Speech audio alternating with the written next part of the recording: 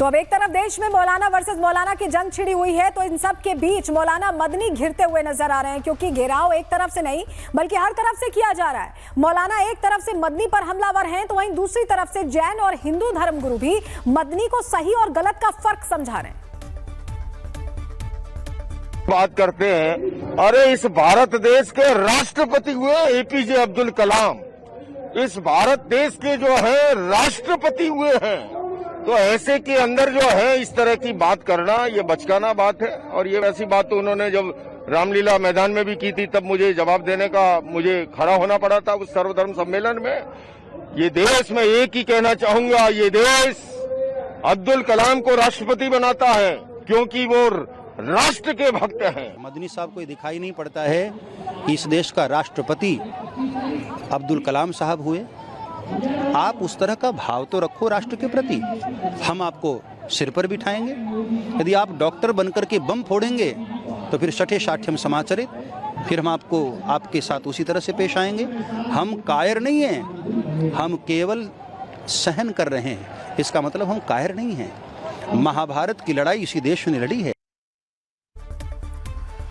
देखिए, मौलाना मदनी की हर तरफ से आलोचना के पीछे की वजह उनका वो बयान है जिसमें उन्होंने मजहबी कार्ड खेलने की कोशिश की थी। पूरा मामला क्या है, ग्राफिक्स के जरिए आपको बता देते हैं। कहा क्या था, दरअसल मौलाना अरशद मदनी ने मजहबी कार्ड खेलने की कोशिश की। जमीयत उलेमा हिंद के अध्यक्ष हैं मदनी, हम आपको बता रहे हैं डिटेल इस पर।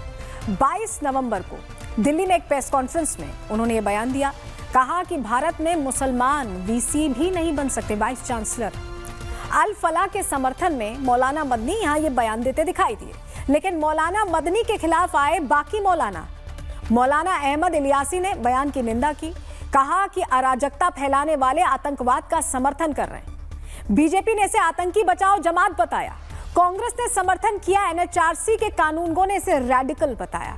और अलग अलग मौलाना ये कह रहे हैं, यहाँ की तक कि ओवैसी ने भी ये कहा कि इस तरह के बयान नहीं होने चाहिए। मौलाना का ये मजहबी कार्ड ही आज उनके लिए मुसीबत की वजह बन चुका है, और ऐसा होना भी चाहिए, क्योंकि देश के अंदर जो देश विरोधियों को सिर्फ इसलिए कवर फायर दे रहे हैं क्योंकि वो उनके धर्म से ताल्लुक रखते हैं, तो उनको आलोचनाओं का राष्ट्रवादी इंजेक्शन तो बर्दाश्त करना ही पड़ेगा।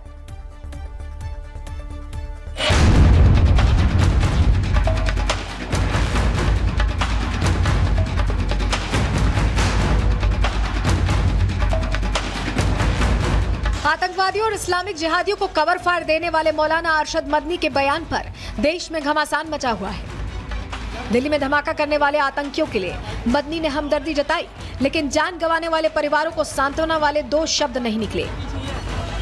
बीजेपी ने कहा कि इस देश को कलाम चाहिए। कलाम की सोच अगर हम आगे बढ़ाएंगे तभी मुस्लिम वर्ग का भला होगा, लेकिन जिस सोच को खाद पानी दिया जा रहा है उससे जिहादी मानसिकता को बढ़ावा मिलेगा। उनको मालूम होना चाहिए कि भारत का मुसलमान भारत का राष्ट्रपति बन सकता है, क्रिकेट हॉकी का कैप्टन बन सकता है, भारत का मुसलमान चीफ जस्टिस बन सकता है, भारत का मुसलमान एयर चीफ मार्शल बन सकता है, भारत का मुसलमान हर वो पद को पा सकता है जो भारत के संविधान ने उसको अधिकार दिया है। और इसकी बहुत सी मिसालें रही हैं। लेकिन ये कहना कि कहीं का वाइस चांसलर नहीं बन सकता, ये बहुत गैर जिम्मेदाराना बयान है। मौलाना अरशद मदनी को माफ़ी मांगनी चाहिए। ये मदनी साहब कतई भारत देश की तरक्की नहीं चाहते, समाज की तरक्की नहीं चाहते, और ख़ास तौर पे मुसलमानों की तरक्की तो एकदम ही नहीं चाहते। आज आतंकवाद के खिलाफ इस देश को एकजुट होकर लड़ने की ज़रूरत है।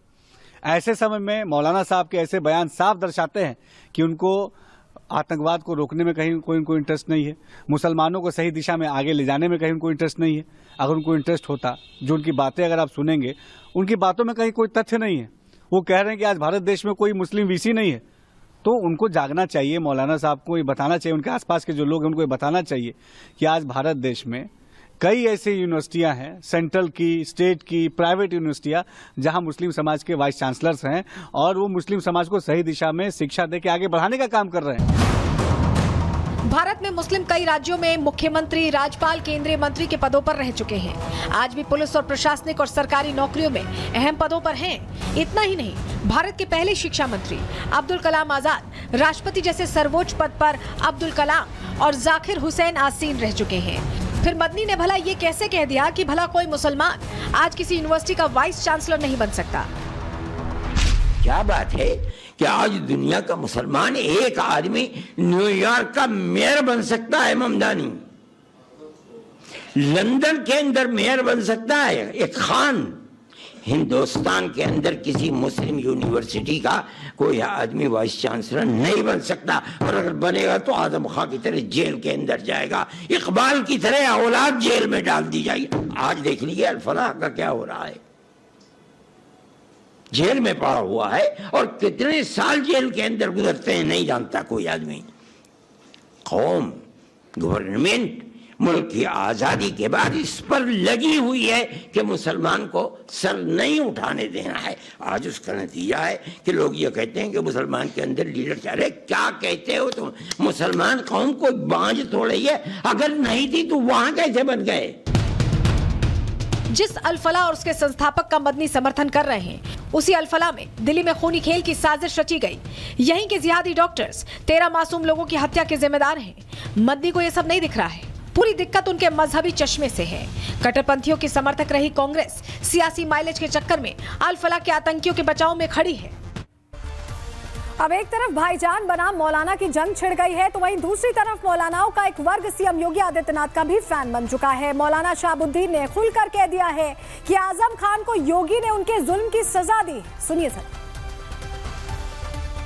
समाजवादी पार्टी के जनरल सेक्रेटरी आजम खान के ताल्लुक से कुछ मुस्लिम लीडरान ये कह रहे हैं कि हुकूमत उनके साथ में जुल्म कर रही है, और ये जुल्म इसलिए कर रही है कि वो मुसलमान हैं, जबकि हकीकतन ऐसा नहीं है। इसमें हुकूमत का कोई लेना देना नहीं है। जो जुर्म जैसा करेगा उसको वैसी ही सज़ा मिलेगी। देखिए, सीएम योगी अयोध्या में मौजूद है, तो वहीं दूसरी तरफ योगी फोर्स पूरी तरह से प्रदेश के अंदर मोर्चा संभाले हुए। आज संभल में योगी फोर्स पूरी तरह से अलर्ट मोड पर नजर आई।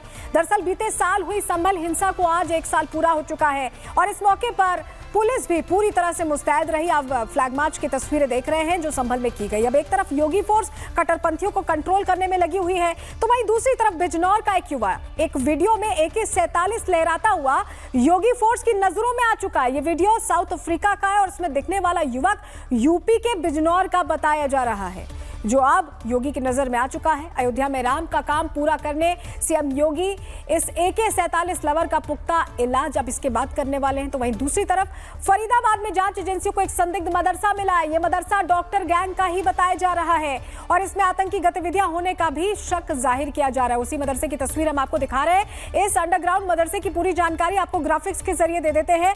दिल्ली धमाकों की जांच में बड़ा खुलासा हुआ है। फरीदाबाद के धौज गांव में एक अंडरग्राउंड मदरसा मिला है। अल-फलाह यूनिवर्सिटी के पास संदिग्ध मदरसा मिला है। ये मदरसा अंडर कंस्ट्रक्शन है और ज्यादातर हिस्सा जमीन के नीचे बताया जा रहा है। सिर्फ 3 फीट हिस्सा ऊपर दिखता है। दीवारें 4 से 5 फीट मोटी हैं। मदरसा सड़क से 1 किलोमीटर अंदर खेतों के बीच बनाया गया है। 200 गज प्लॉट पर यह मदरसा बना है, और बताया जा रहा है कि इसमें भी कोई साजिश चल रही थी। अब एक तरफ संदिग्ध मदरसे मिल रहे हैं, तो वहीं मौलाना सीएम योगी के फैन बन रहे हैं, और इन सब के बीच अखिलेश सामने आए तो कुछ ऐसा बोल गए जिसके बाद कहा जा रहा है कि क्या अखिलेश यादव वाकई कुछ समझ पा रहे हैं या नहीं समझ पा रहे हैं।